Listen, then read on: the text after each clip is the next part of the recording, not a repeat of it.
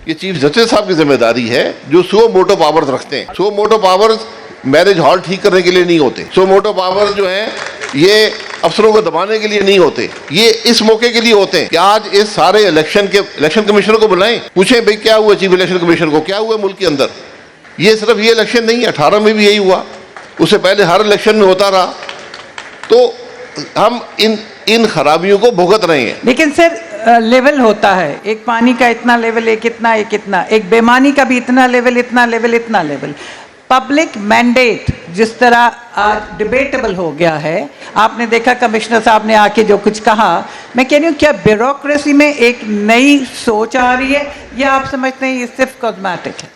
देखिए, मैं कह रहा हूँ कि आज कमिश्नर रावलपिंडी ये कह रहा है कि वो खुद कह रहा है, जो इंचार्ज था इलेक्शन के प्रोसेस का, तो अगर वो कह रहा है कि मुझसे इलेक्शन रिग करवाया गया, 13 सीटें, मेरा ताल्लुक पिंडी डिवीजन से, 13 सीटें पिंडी डिवीजन की हैं, वो कह रहे हैं 13 सीटें रिग हुई हैं और 40-40 हज़ार वोट के मार्जिन मैंने कवर किए हैं। तो आप इसका क्या जवाब देंगे? कौन इसका जवाब देगा? तो आज ये जुडिशरी की जिम्मेदारी है, ये चीफ जस्टिस साहब की जिम्मेदारी है जो सो मोटो पावर्स रखते हैं। सो मोटो पावर्स मैरिज हॉल ठीक करने के लिए नहीं होते।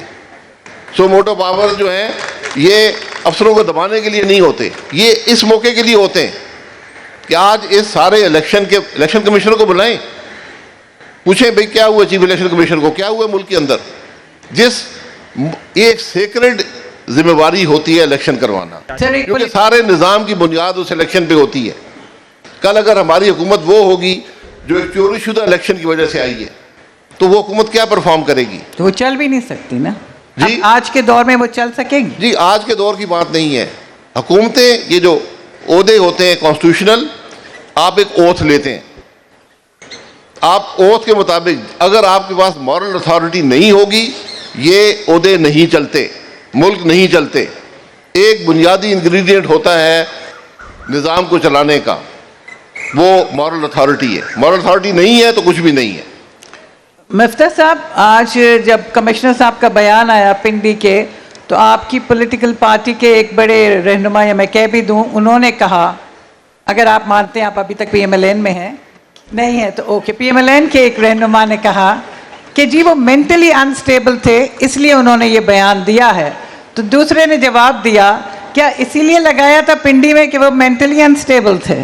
तो मेरे कहने का मकसद ये है कि ये allegations and other allegation seriously political parties इन चीज़ों को क्यों नहीं ले रही? जैसे शाहिद साहब कह रहे हैं कि प्रॉपर चीफ जस्टिस साहब को बुला के इन चीज़ों पे इंक्वायरी करना चाहिए बजाय दीवारें तोड़वाने के और बिल्डिंगें गिराने के।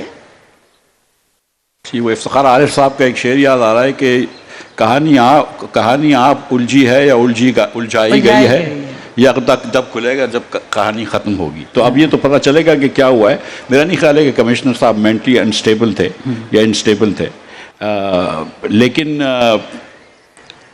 अचानक इलेक्शंस के 10 दिन बाद और 9 दिन बाद जब वो मुबारकबाद दे रहे और 10 दिन बाद उनका ज़मीर जागा है, तो अमूमन 10 दिन रिटायरमेंट के 10 दिन पहले ब्यूरोक्रेसी का ज़मीर इस तरह जागता नहीं है। बहरहाल लेकिन बहरहाल ये तो अब खैर पता चलेगी। लेकिन जो शाहिद भाई की बात थी ना, देखें, मॉरल अथॉरिटी इस वक्त जो है ना, सियासतदान के पास कोई बंदूक नहीं होती है कि रूल कर सके। इनफैक्ट पाकिस्तान के अंदर हमने ये देखा है कि जब मार्शल्ला भी आता है तो शुरू में लोग वेलकम करते हैं, लेकिन आखिर के अंदर मार्शल्ला वाले बंदूक वालों को भी जाना पड़ता है, क्योंकि मॉरल अथॉरिटी पूरी खो जाती है।